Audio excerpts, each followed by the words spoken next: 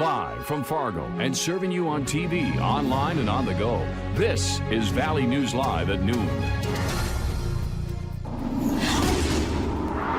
We start with new information on the missing person case out of Grand Forks. Hi, everyone, and thank you for joining us. I'm Jordan Schreier. Authorities are now saying the man missing since July 6th has been found dead in Polk County. Valley News Team's Rose Itzkovitz joins us live right now from Polk County with more. Rose, what do we know?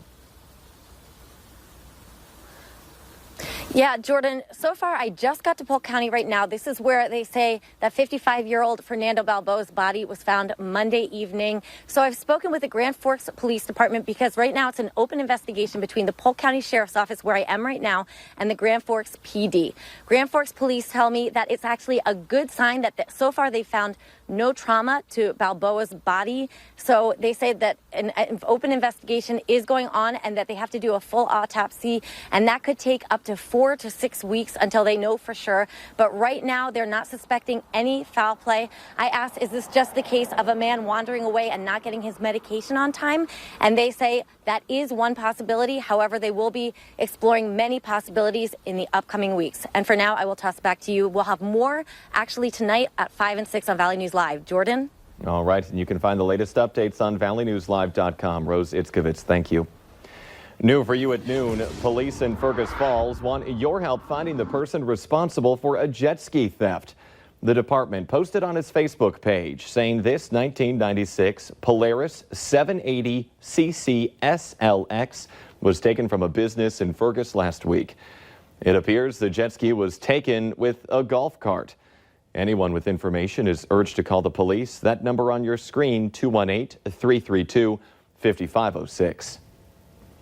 Taking that live look outside, it's surprising how you can feel it is slightly cooler today, although it's still plenty warm out there.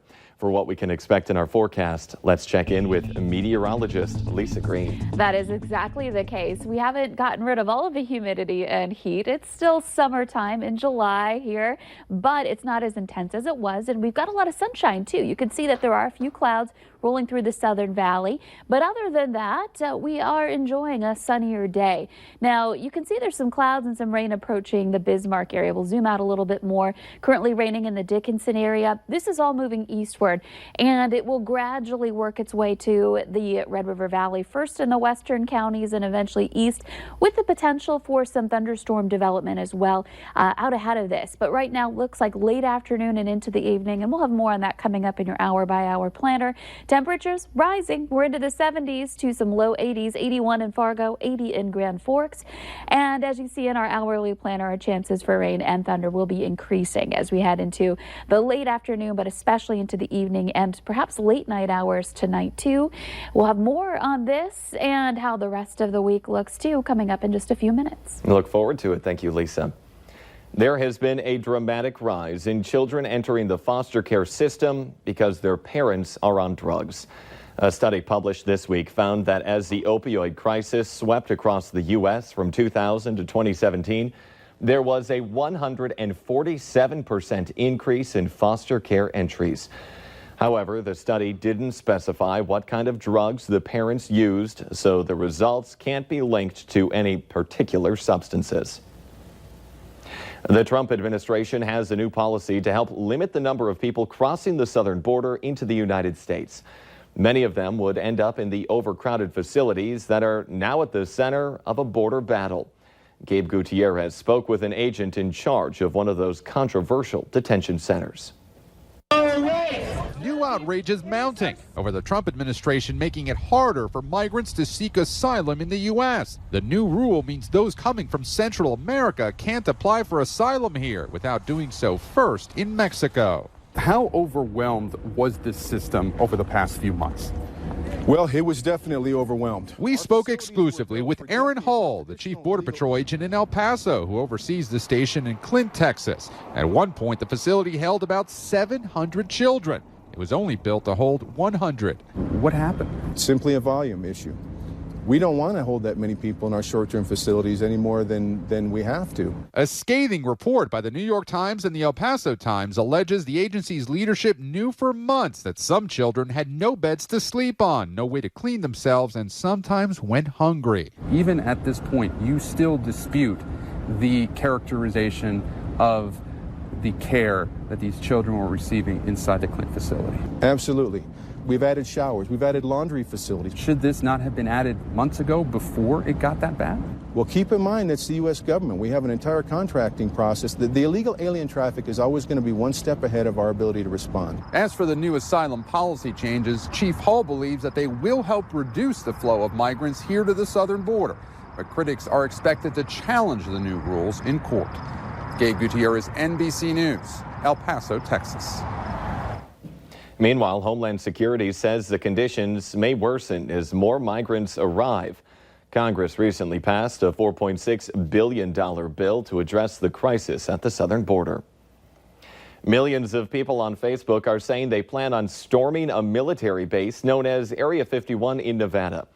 Area 51 is the nation's most top-secret military base that has kept people curious for decades.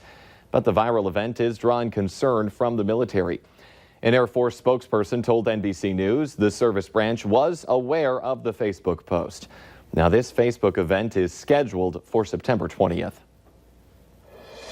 In our consumer alert this afternoon, people in the Red River Valley now have a new direct flight option to some warmer weather in the winter. Frontier Airlines announced they're offering a direct Fargo to Phoenix flight.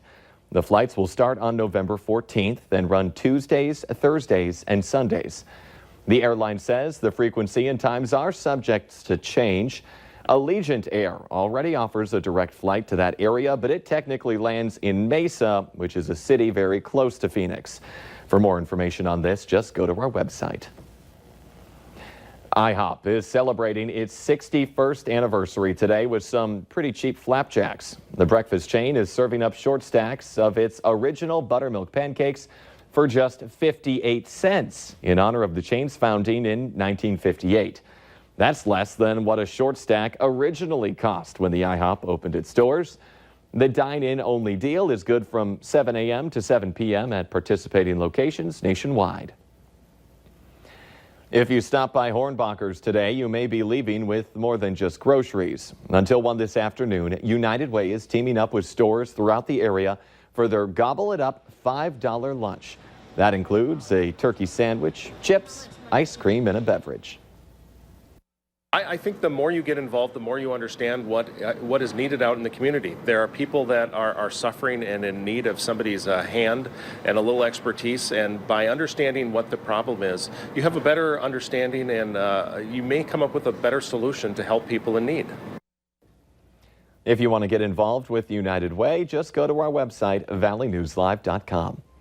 Coming up here at noon, physical trainers are finding more career opportunities as baby boomers look to improve their physical health. But next, Melissa Green is in with everything we need to know for our Tuesday forecast.